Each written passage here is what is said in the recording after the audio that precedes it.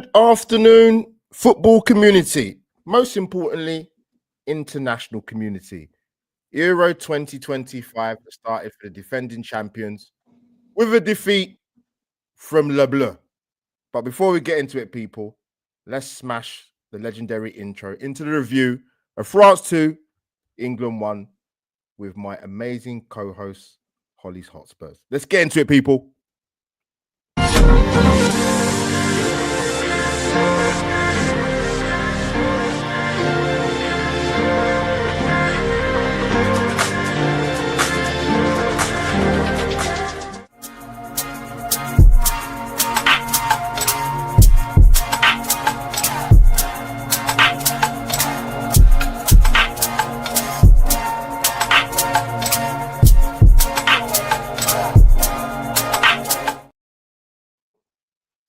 Boom, people.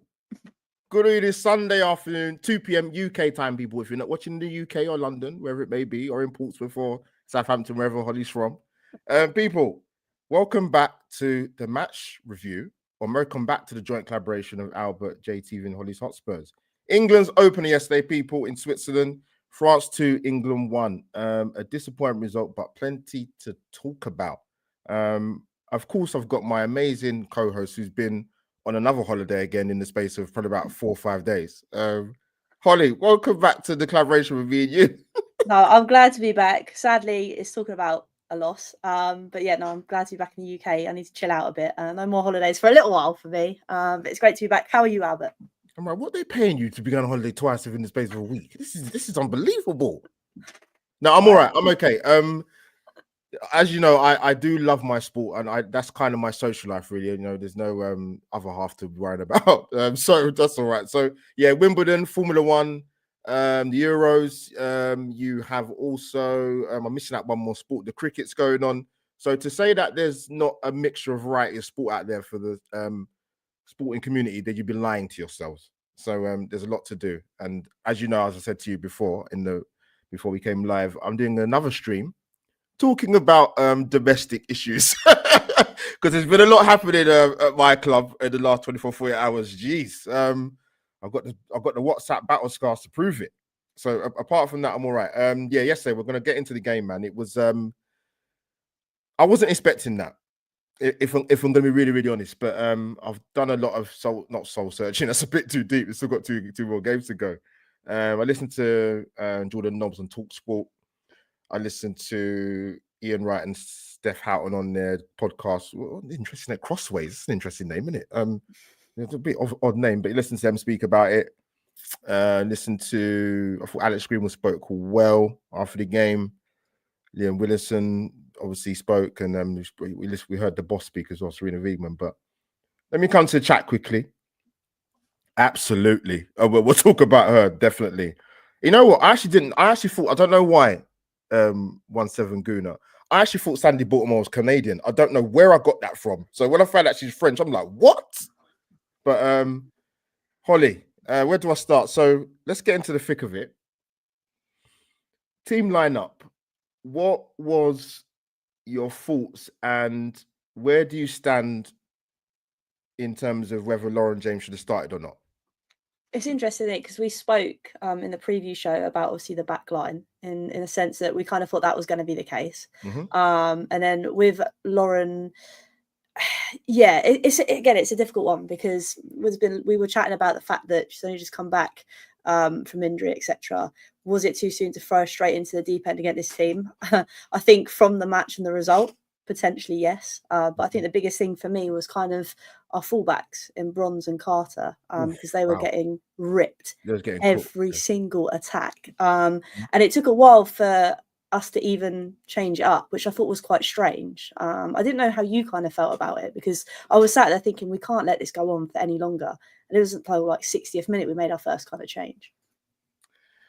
I was surprised she started because if I look at the team, I'll start with Lauren James before I sort of segue into the sort of maybe the other players, but I think she's played 30 minutes of football in over 3 months. Now, I understand you have to give her a run out against Jamaica. If she's fit, I understand why you started her, but then I look at it and think, well, there were other players you could have played, and possibly of Garen Lauren James, depending on how the game was going, you give her the last 30 minutes or 25, 30 minutes, whatever it may be. But Holly, it was a strong lineup. It was a really strong lineup, actually. I'm going to get back on screen. Audio listeners, I've got the both lineups of France and England. I mean, they've spoken about that maybe France's right back could be a bit of a weakness, but I looked at the England team and I can't have had too many grumbles, because I know we're going to talk about and dissect the two fullbacks, Rods and Carter, and to be honest with you, as a collective of the back four, Carter's played left back for England before, and she can fill in that role. That's not her. I think she's probably better as a centre back personally. England do have the options, obviously, to play Niamh Charles or Maya Letitia, but it doesn't want to go with that. But back to sort of Lauren James. Yeah, I understand why she started, but I was surprised she did start. I sort of coming back to you. I thought England started well. If I'm going to be really honest, I thought the first 10, 15 minutes they were good. I thought they pressed well centrally. I thought Lauren James was influential. We got the ball to Lauren Hemp in some good situations, but the goal, which we thought was a goal, it's funny because England got the goal, even though it was disallowed. And Holly, you sent me the image because I didn't see this during the game, obviously. With it's a bit concerning in a major tournament. Yeah. If that's a still shot that was showed live, or even when you saw it during the game or after the game, I don't know how you've given that as offside. No. And that was the only situation that could have been offside, because if you looked at the build-up in terms of the phase going forward, no one else was offside. So going by that image, I'm actually quite shocked that they got to that decision to call that offside. What was your thoughts, man? Yeah, it's just annoying because, like you say, up until that point and when we scored, we were having chances. Obviously, we spoke a little bit about Lauren James, why she started, but she did have her first shot to start with, and then the kind of lead up to this goal did kind of come through her and orchestrate through the middle. And then for this to be the screen for it to go to VAR, I'm thinking, oh, it's all right. Like, they've sorted out VAR. We've done it so well in other major tournaments. And then when you see this come up, you're like, hang on a minute, I've got no idea how that's been ruled out for offside. And then obviously when that got disallowed, everything else kind of went to pieces. You kind of see that. But it was interesting to hear, I don't know if you've seen it, but Beth Mead kind of did a post-match interview, and she literally was just dead to the point. She was like, I still don't understand how it was offside. Like, in this game, how is that offside? And the fact that, like I said, we were on top when that goal went in, and then from there, that was it. The sloppy passes that started coming out, and you could see France's real dominance from there on in. So yeah, I'm still baffled by it. I don't know why even the image got put out online, because that's just angered me even more. I'd rather just not have known, to be honest. But Holly, the thing, what I don't understand, England started so well, right? So why was there such a big drop off from the disallowed goal to more or less, really, if I'm going to be honest, for most of the match, apart from the last 5 to 10 minutes? I don't know whether it was a mentality thing, because I feel like the ref at times as well, that she was, I'm not saying that she was on siding with France, but there was a lot of decisions that I was thinking, yeah. And I think they must have had it in their heads. They were like, oh, this is a joke. I'm not going to get anything from this. And you can't really have that from players in that mentality. I mean, I might be talking absolute waffle, but I am thinking, from the fact that you saw the fact it didn't get disallowed, it got disallowed, and then the drop off was just insane. That's the only way I can kind of put my head on it, in the sense that because they were like, oh, we're not going to get anything out of this game, the ref's against us. It just kind of showed that it just dipped massively. And like you said, the last 10 minutes, we were a totally different team. And I don't know how that kind of happened. Yeah, England, we spoke. Actually, we spoke probably before the preview show, to be honest. We did for the Euro show. For the people that enjoyed it, I hope you enjoyed it when we did it anyway. And I said, going into the tournament, the one thing that would concern me with England a little bit is centrally.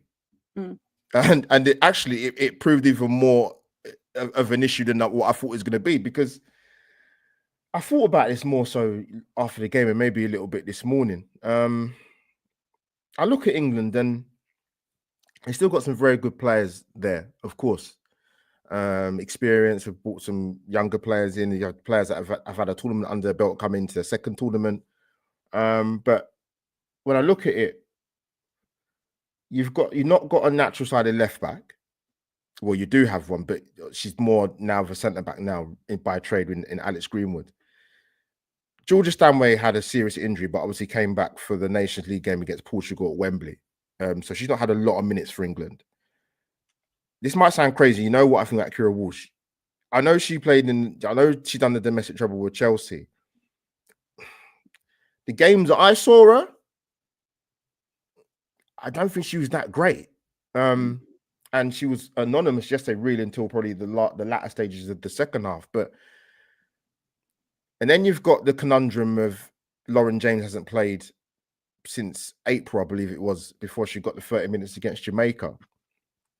Lauren Hemp's had a bit more time to come back into the fold, but it's great to get her back. But we said it. England haven't got the time to bed themselves into the tournament.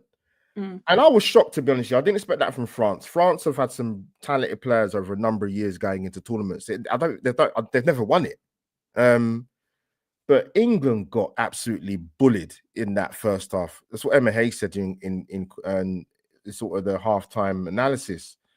The passing, Holly. Wow. Don't get me started. I mean, the first half was bad enough. And even with the goals, like you can give, don't get me wrong, give credit to France, of course. But I actually had to watch back the goals this morning.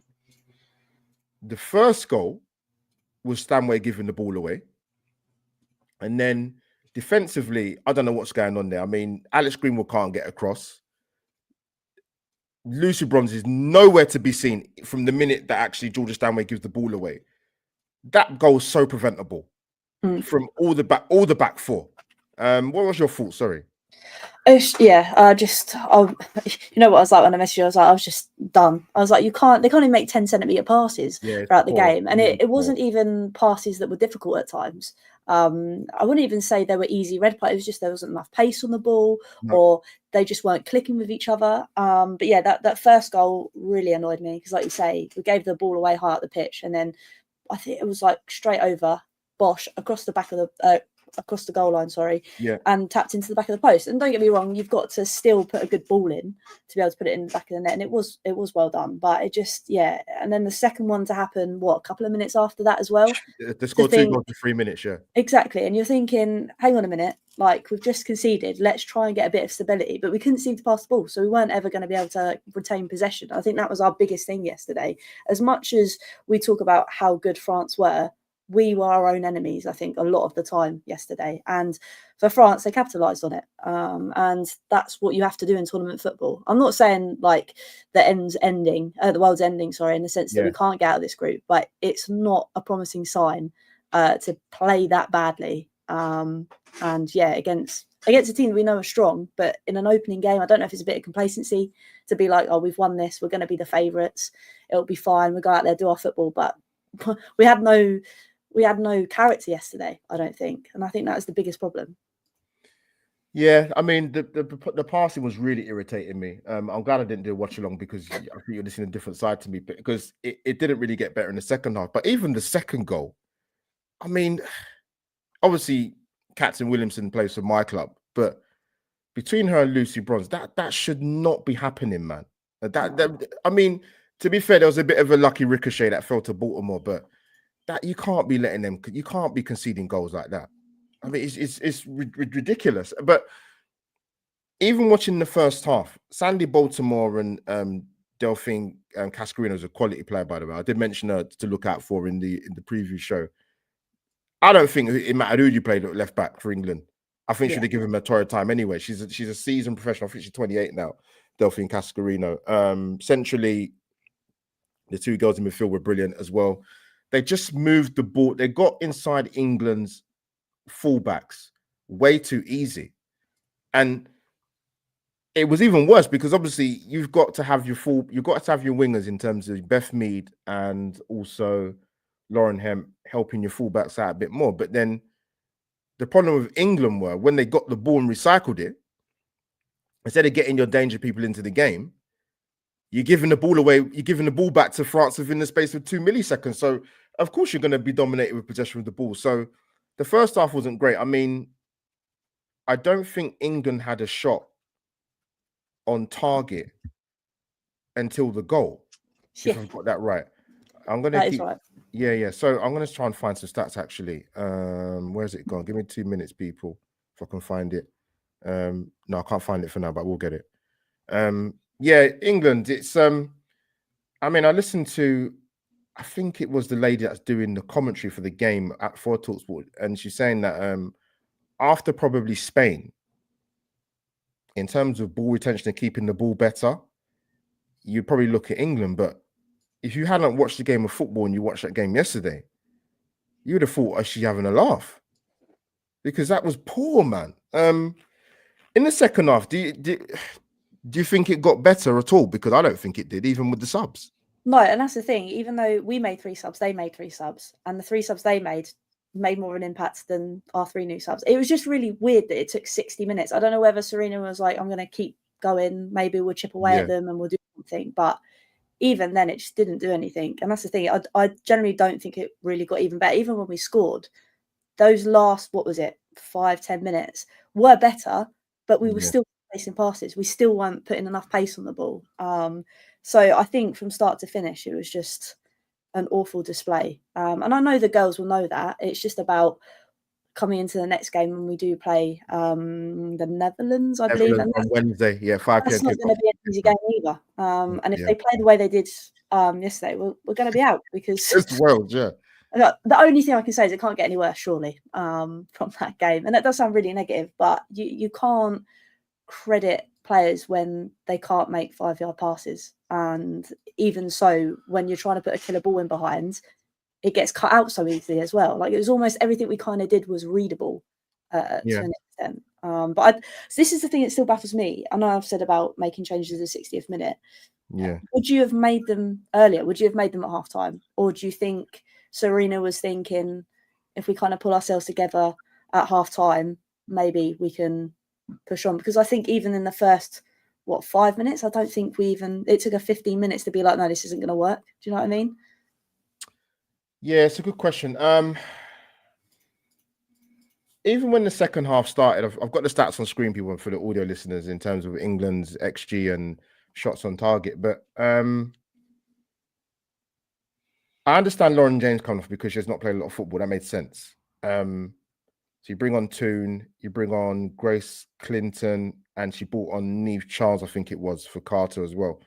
The problem is when France made their 3 changes, it looked as good as it was in the first half. Yeah. Actually, and at 2-0, they actually had a couple of chances to make it to make the score even worse. I think she's got some big decisions to make come the next game, but we'll talk about it a little bit more towards the end of the stream. But I think looking back on the subs now in the game, I would have got on Grace Clinton a little bit earlier, just to give some physicality, man, and get some more energy in the central areas of the pitch. Ajimang's a tough one because I didn't expect her to get any game time, Holly, to be honest. I thought it might have been Aggie Beaver Jones to come on, but what England can do is Alessia Russo worked her socks off without any joy, really, because they didn't get any. She took the goal well that disallowed, but other than that, she was running blind into channels. There wasn't no support. There's so many things that could have been done, because you look at the World Cup in Australia, Lauren Hemp played a little bit more central and a bit closer to Alessia Russo. You could have got Hemp to do that a little bit more yesterday, because she wasn't really getting the ball out wide, or get an extra body to drop into the midfield area, whether that be Beth or whether that be Lauren Hemp, or just do something different. But Ajimang, it's a tough one, Holly, because again, like I said, I didn't expect her to come on, but what she did do when she came on, is she stretches teams, and you can pull Alessia Russo a little bit more. You can withdraw a little bit more and play her off of Michelle Ajimang. But she did make a difference. Obviously, England had to go a little bit more route one. So let me just come through some of the stats, Holly, quickly. Sorry. But England were 57% possession. I would think that's probably more so taking into account the last 10 minutes of the game. Yeah. Because I don't think that would have been stat-wise, position-wise, after 60 minutes. Absolutely no chance. XG is 0.91. Unbelievably, England had 12 shots on goal. I don't even recall that, if I'm going to be really honest. There's probably about 6 of them in the last 10 minutes. 6 or 7. Yeah, 2 shots on targets to France's 6 shots on target with 14 attempts. And looking at total touches inside the box, again, that looks closer than what it was. But when I saw that, I'd say maybe maybe 60 minutes into the game, I think France had double England's touches in the box, which tells you a lot. So, Holly, coming back to you, let me get this off the screen, man. Get us both on the screen. Bosh. Before that, let me come to the chat quickly. Sorry, let me not ignore the chat.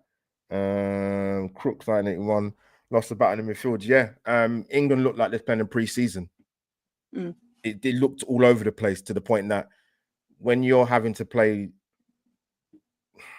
very direct football, also, sorry, Chloe Kelly came on as well. Sorry, you playing direct football, lumping balls into the box. It got very kamikaze towards the end for England. It's a bit chaotic. But yeah, they wasn't winning 50-50s or second balls, and it doesn't help when you're giving the ball away when you retain possession. And you cannot do that in international football, and you cannot do that in the opening group game of a European Championship against a team like France, who were better than what I thought they'd be, actually, if I'm going to be honest. I thought England, sort of before the game, I'd probably had them to nick it slightly, but France, yeah, speed, and as Emma Hayes mentioned in the commentary of Karen Carney sort of analysis at halftime, they were bullied. So Holly, like I said, we're not going to do a long one, but I think Serena's got some big decisions to make, because I get it, you have your tried and tested, and yes, you can have a bad day in the office, but England defended appallingly. It was really poor, actually. I thought it was poor for the goals, especially more so. I don't think they got completely. I'm looking at chances France actually had. You had the situation in the first half where is it Karachaoui, the midfield player, was brilliant, by the way. I thought she was lucky to stay on. I thought that could have been easily been a red card, by the way. I thought it was a poor challenge on Leah Williamson. That chance of where she hit the side netting. I sent you the piece on X under the Lionesses report, and the England fans went in, man. There were some harsh. There were some harsh ones, though. There were really, really harsh ones. Because some people were trying to basically intimate that, Millie Bright not being there and Mary Earps not being there. I'm like, the goalkeeper thing to me doesn't make sense, because I thought Hannah Hampton's distribution was excellent yesterday. It was unreal. Yeah, she's unreal. I can see why she's got the nod. So no blame there. Holly, we said this to Demian and Sophie on the preview show. England have got some decisions to make with Serena as well, because I said, in terms of the defense, you can put Greenwood at left back, because then I think you get a better connection partnership with Hemp. You're not going to necessarily get that with Carter and Hemp, or you move Carter centrally, or you can play Niamh Charles at left back, but then your Carter's got pace. Williamson's got a bit of pace, a turn of pace to her as well. So in terms of decision making, I think there's a good chance you could see Grace Clinton come in. I know stylistically it's a different France and Holland different. What in terms of change? What would you like to see, or what do you think could happen? I do think Grace Clinton could start. I would like her to. Like I say, we need a bit of physicality in the middle, and I think she brings. I think there was a lot of times yesterday where there was a lot of players not going in for the 50-50 challenges, and the only player that did was Leah at times, and obviously that was when we could have had that red card decision. And Ella Toone got booked for a perfectly good tackle as soon as she came on as well, because there was no physicality in the game. And we've spoken about, obviously, I'm not blaming it why we lost on the ref, but there was at times I did think that the ref was against us, but also it's because we never really went in for anything. And when we did, that was it. She thought it was too much. And I think that was the biggest thing for me. There was no I don't know, and not enthusiasm to be in the game, but we just weren't up for it, I don't think. And I think that is sometimes the 50-50 battle. In terms of what decisions we need to make, maybe just decide to pass a bit better.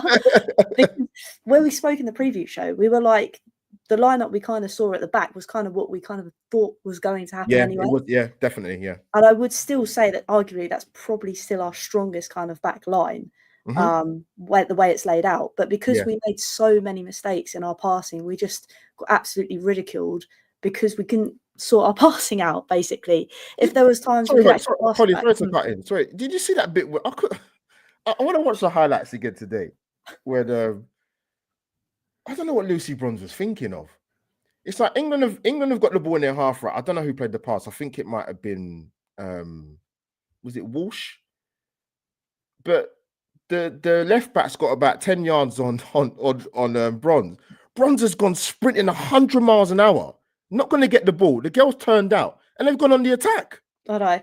It was just so many wrong decisions yesterday. What was she doing? I really don't know. It was so strange. I couldn't believe it when I saw it. But so I wanted to mention something. I was meant to do this probably at the top of the show. But we'll come back to England before we wrap up, Holly. But obviously the world of football has lost someone in the football community. I still can't believe it. I was in shock when I was at work when the news came through about Diego Jota. And I'm going to be honest, I was walking around, I was at work and my head was spinning, man. And as people know, me and Holly support rival clubs. So we've got no affiliation with Liverpool, but this was truly shocking to lose Diego Jota and his brother. I believe he's got 3 kids. They're all under the age of 5. A long-term sweetheart. No parent wants to bury their children before them. It's unheard of. It truly is shocking and incredibly heartbreaking. I've seen some amazing tributes from his Portuguese teammates, the Liverpool teammates, past and present. I saw an amazing post from Andy Robertson on Instagram about him. It's brilliant. It's really captured many emotion and how good a person he was. And obviously the Wolves community love him as well down there in the Black Country. Truly shocking, man. 28 years of age, in the peak of his career. Holly, quick thoughts before we sort of wrap up with England. Yeah, I still couldn't believe it when the news kind of broke. And then to see the outpour of emotion from footballers, from people in the community in Liverpool that have looked up to him, the stuff that he's done as well, not just as a footballer, but as a person. It was a proper community, man. And that kind of shows through with the outpour of love and support for him. Wishing, like I said, loads of heartfelt to the family and his friends, because, like you said, at a young age as well. And the family's kind of left behind. It's just devastating. Yeah, I mean, he only got married 11 days ago, 12 days ago now. I did see yesterday Liverpool are going to honour out his contract and support the family, which is amazing. I'd expect that anyway. I was kind of in my own world on work the other day when this happened. It was just one of those moments. It's like, I think Mo Salah summed it up really well. He said, you expect players to come and go and leave the club, but not like this. Not like this at all. This is shocking. But love goes out. Big up Doug, man, my Liverpool family. We know Doug personally. He done a great tribute on his channel, Dug Out Football, and put it on his audio as well. So people go and check that out. But listen, rest in peace, Diego Jota, and as they say, you never walk alone, and they're going to retire the shirt number as well, which I think is fitting and quite appropriate. But I want to sort of get that in because I've not really had a chance to speak about it on our platform or my platform or your platform. So no, had to be spoken about because sometimes in life, people, there's bigger things in football, and you might just want to hold your loved ones a little bit tighter sometimes, more than you probably normally would when you hear news like this. So big up to the footballing community for the outpouring of love and support for Diego Jota and his family. But Holly, game Wednesday, 5 p.m. It's going to be a little bit tricky for you to get back for it because I don't finish work early enough. So I'm going to have to kind of be a bit on speed dial, but we're doing a match review for that at 9 p.m. We'll have special guests for that. England are 90 minutes away from elimination, Holly. It's that simple. Crazy. It's Magic. crazy. I watched the Netherlands game. I saw bits of it against Wales. Wales held them well for the first half. I think it's 0-0 at half time. But then the quality came. Miedemar scored just before half time. Sorry. Great finish, by the way. Esme Brooks scored, and one of Damien's favourite players, Victoria Pelova. I'm being tongue in cheek when I say that. But yeah, listen, it's gonna be a different game for England on Wednesday. I do expect Grace Clinton to come in for Stanway. I think the only other possible change or changes might be at fullback in terms of Jess Carter. It's a big call to make, but Serena Wiegman's a top manager. I mean, she's been involved in the last 4 finals, last 2 years, last 2 World Cups. But she got some big decisions to make because, like we just said, they're 90 minutes away from elimination. This is going to go down badly because, Holly, the thing is, regardless of whatever happens, England are going to have to go through a cycle of moving some of these players on, as good as they've been. People might not want to entertain the conversation, but Lucy Bronze can't be going to the next World Cup as England's first choice right back. That can't happen. Leah Willis is still young. She's 28, I think, Leah. Greenwood, I don't know how Alex Greenwood is, even though I love her to pieces, but I forgot her age. But yeah, there's going to have to be at some point a recycling of the guard. We've had obviously retirements as well. So what's your thoughts that quickly? Sorry.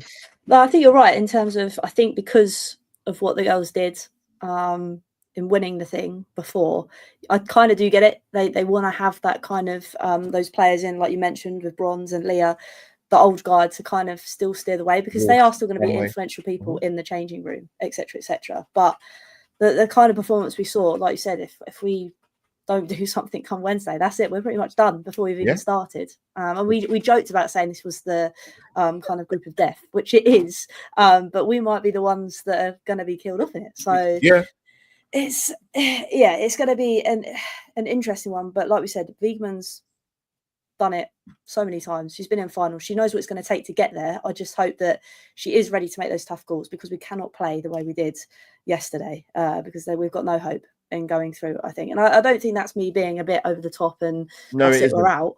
But that performance, I can't excuse that performance. And I don't think Serena and I think the players know that as well.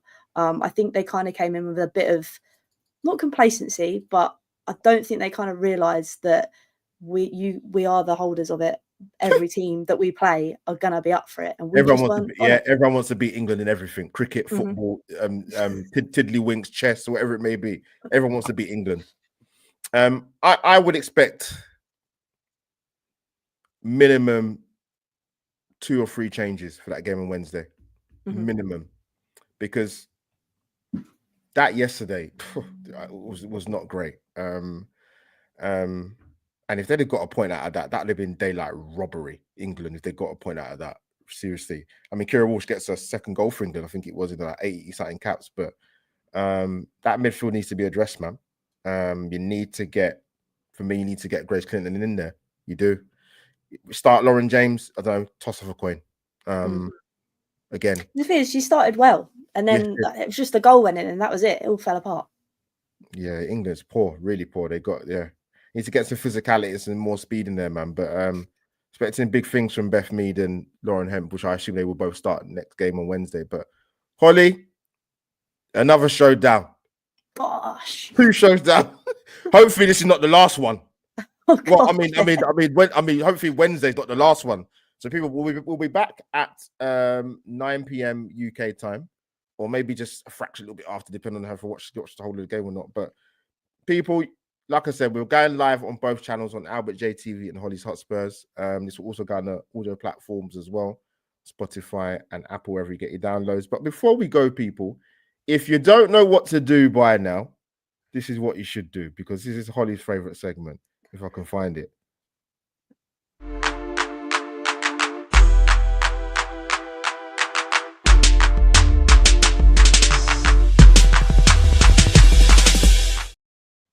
There you have it, people. Subscribe to Albert J TV and Holly's Hotspurs. Audio listeners, it was a little bit of funky music to subscribe to both our channels during this Euro 2025 collaboration. From my side of the channel, I'll be back at 9 p.m. tonight to to talk all things domestically, because there's been a lot going on in the Arsenal world, unfortunately, and I'm sure there'll be in the Tottenham world. You know, you link with Kudos. You never know what might happen, Holly. Yeah, I'll give that about a year. But you do need a signing like him, by the way. You do. Yeah. Our people, Holly, any last words of wisdom for Wednesday? Just actually turn up. That'd be great. We turn up, I'll be happy. You know, that's a great shout. That's a brilliant shout. People, me and Holly are out for our collaboration time for the match review of France 2, England 1. As I said in the title, too little, too late. It's definitely a song. I'm not sure if it's a film, but we'll see you soon. Take care. God bless. Lionesses, we'll see you Wednesday.